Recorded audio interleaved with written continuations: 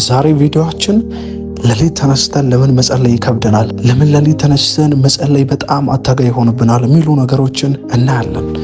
ይህን ቪዲዮ ከሰማችሁ በኋላ የሌሊት ጸሎት ህይወታችሁ በኃይል እንደሚቀየር አምናለሁ፣ ደግሞ አውቃለሁ። በትክክል ይህን አጭር ደቂቃ ትምህርት ተማሩ። ያን ጊዜ በኃይል ህይወታችሁ ላይ ለውጥ ማምጣት ትችላላችሁ። እኔ አገልጋይ አላዛር ነኝ።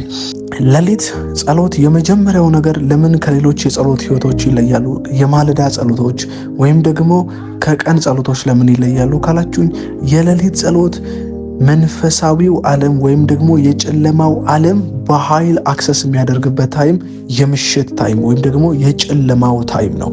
ስፒሪት ዓለም የሚሰራው በምንድን ነው ካላችሁኝ፣ ጨለማ በሆነበት ጊዜ ነው።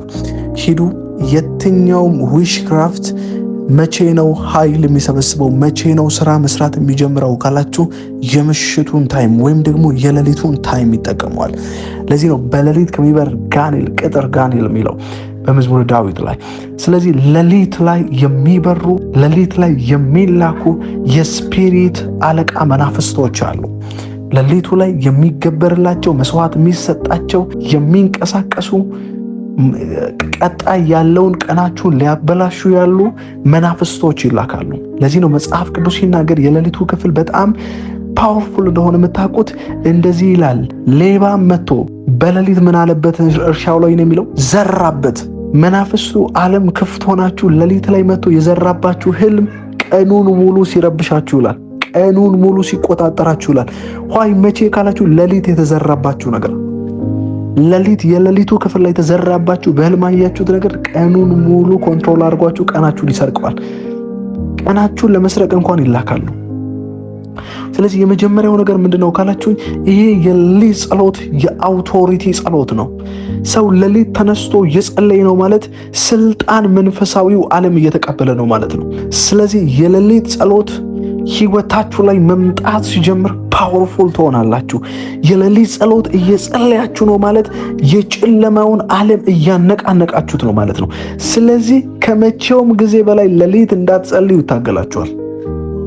ስለዚህ የሌሊት ጸሎት የመጀመሪያው ፈተና ምንድነው ካላችሁኝ፣ ሰይጣን ነው፣ ዲያብሎስ ነው። ቢኮዝ እዛ ሰዓት ላይ ስፒሪቱ አክቲቭ የሚሆንበት፣ መስዋዕት የሚቀበልበት፣ ግብር የሚከፈልበት ያ ታይም ነው። የመጀመሪያው ነገር ሌሊት ለመጸለይ አዳጋች የሚሆንብን ነገር ይሄ ነው። በጣም አስቸጋሪ ነው። ለምን ካላችሁኝ፣ ሌሊት ተነስተን ልንጸልይ ስንል የሌለ እንቅልፍ ይመጣብናል። ምናልባት እዛው the same time ተነስታችሁ ቲክቶክ ብትከፍቱ ያን ያህል ላትቸገሩ ትችላላችሁ። ቲቪ ብትከፍቱ ያን ያህል ላትቸገሩ ትችላላችሁ። ግን የሌለ ድካም፣ የሌለ ጫና፣ ፕሬሸር ይበዛባችኋል። ሆይ ካላችሁኝ፣ የስፒሪቱ ዓለም ጫና ይከፍትባችኋል። ላያችሁ ላይ ሊያስተኛችሁ ይታገላል። ተኙ ይላል። ነገ ትጸልያላችሁ። ደክሞሻል፣ ከስራ አይደል የመጣሽው፣ አገልግሎት ላይ አይደል እንዲዋልከው የሚሉ ምክሮች ይመከራሉ። አላርማችሁ ሲጮህ አጥፉት ይላቸዋል። ምናልባት አንዳንዶቻችሁ አላርማችሁ መስማት እስከማትችሉ ድረስ በኃይል እንቅልፍ ይወስዳችኋል። ቶሎ ድክም ይላችኋል፣ ቶሎ ትፈዛላችሁ። እዚህ ላይ ደግሞ እኛ ራሱ የምናጠፋውን ጥፋት ደግሞ በፓርት ሶ አስተምራችኋለሁ። ፓርት ዋን ላይ ግን አጋንንታዊ ተጽዕኖ እንዴት እንደሚመጣ ነው ማስተምራችሁ።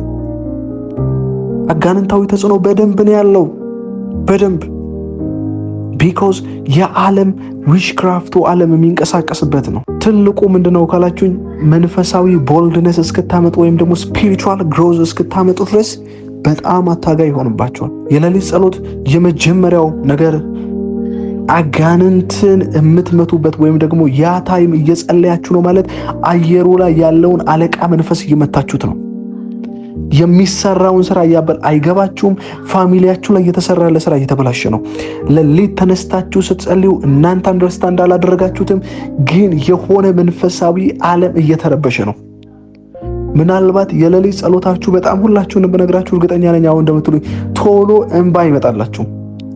ቶሎ ወደ መንፈሳዊው ዓለም አትገቡም። ለምንድነው ካላችሁኝ፣ አየሩ ቀን ካለው ወይም ደግሞ ማለዳ ካለው የጸሎት አትሞስፌር የተለየ ነው። አየሩ ላይ እየተርመሰመሱ ነው መናፍስቶች። እሱን አልፋችሁ ነው የምትሄዱት ሄቨንሊ ዓለም። ሪለም ስፒሪቹዋል ሪለም ስላለ ማለት ነው። ስለዚህ ዲሞኒክ ሪለም ወይም ደግሞ የዚህ አየሩ አለቃ መናፍስቶች በኃይል ኮንትሮል አየሩን የሚያደርጉበት ታይም ነው። ውጊያችን ከደምና ከስጋ ጋር አይደለም፣ ይሄን ዓለም ሲስተም ከሚገዛው ከጨለማው ዓለም ጋር ነው ያለው ጳውሎስ። ስለዚህ መጽሐፍ ቅዱስ ሲናገር መሳሪያችን ምሽግን ሁሉ ማፍረስ የሚችል ነው የሚለው ጳውሎስ። ብዙዎቻችሁ አጋንንት እየተጫወተብኝ ነው፣ ሌሊት መነሳት አልቻልኩም፣ እያዳፋኝ ነው። ተነሽና ምቹ ስትሮንግ የሆነ መንፈሳዊ ግሮዝ ፍጠሩ። ያን ጊዜ የመንፈሳዊው ዓለም ለናንተ እየተከፈተ ይመጣል። ካልሆነ ግን ትግል ብቻ ይሆንባችኋል። ትግል። ስለዚህ የመጀመሪያው ሌሊት ለመጸለይ አስቸጋሪ ሞመንት የሚፈጥረው ምንድነው ካላችሁኝ፣ ፓርት 1 አጋንንታዊው ዓለም ነው። ሂዱ ቀድሞ የነበሩ ጠንቋይ ታሪካቸውን እዩ። ሌሊት ላይ ወንዝ ያናውጣሉ፣ ስፒሪቱን ይጠሩታል፣ ወርሺፕ ይደረጋል። መንፈሳዊ ዓለምን ኮንትሮል ማድረግ መቻል አለባችሁ። ሌሊት ለመጸለይ ይሄን ካደረጋችሁ የሌሊት ጸሎታችሁ በኃይል የመጀመሪያውን ይቀይረዋል። ሁለተኛው ፓርት 2 ደግሞ እመኑኝ፣ እሱን ስትሰሙት ደግሞ ታሪካችሁ ይቀይራል። እነዚህን ተከታታይ ፓርት የሌሊት ጸሎት ትምህርቶችን ተማሩ። በህይወታችሁ ላይ የማታውቁትን ለውጥ ታያላችሁ። የመጀመሪያው ፓርት 1 አጋንንታዊው ዓለም ሲስተም እንዴት የሌሊት ጸሎታችን እንደሚመታ ነው ያሳየዋችሁ። ስለዚህ አትፍቀዱለት፣ የሌሊት ጸሎታችሁን እንዲያደግማችሁ አትፍቀዱለት። ተነሱ፣ አጋንንት ሲሰሙ ንቁበት። ኮንሸሱ ተነስ፣ አውቅ ያለው አንተነ